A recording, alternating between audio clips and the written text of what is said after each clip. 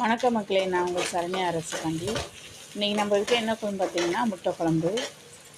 சேனலை பார்க்குறீங்க, நிறைய பேர் பார்க்குறீங்க, சப்ஸ்கிரைப் பண்ண மாட்டேறீங்க. சப்ஸ்கிரைப் பண்ணுங்கள் மக்களே, கமெண்ட் பண்ணுங்கள், லைக் பண்ணுங்கள், ஷேர் பண்ணுங்கள். எண்ணெய் ஊற்றி பட்டை கிராம் போட்டு சோம்புலாம் போட்டு நல்லா வதங்கின பிறகு வெங்காயம் போட்டு அதையும் நல்லா வதக்கிட்டு தக்காளியும் சேர்த்துக்கோங்க. அதையும் நல்லா வதங்கின பிறகு இஞ்சி பூண்டு பேஸ்ட்டை போட்டு நல்லா வதக்கிக்கோங்க.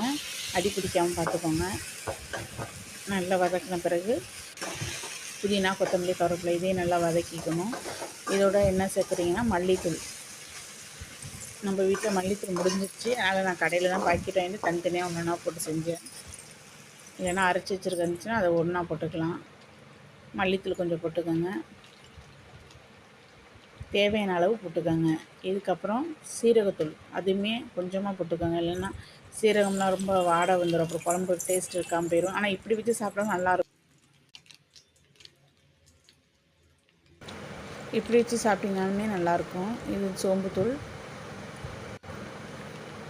இது எல்லாத்தையும் நல்லா வதக்கிக்கணும் மக்களே. வதக்கிட்டு இதில் கொஞ்சோண்டு ஒரு ஸ்பூன் மிளகாத்தூள் காரத்துக்கு ஏற்ற மாதிரி போட்டுக்கோங்க. நல்லா வதக்கின பிறகு தண்ணி ஊற்றி கொதிச்சோன்னே அந்த ஸ்ப்ரே பண்ண முட்டை எடுத்து போட வேண்டியது மக்களே. எனக்கு தெரிஞ்ச மாதிரி வச்சுருக்கேன். நல்லாயிருக்கும், சாப்பிட்டு பாருங்கள், நீங்கள் ட்ரை பண்ணி பாருங்கள். நன்றி மக்களே.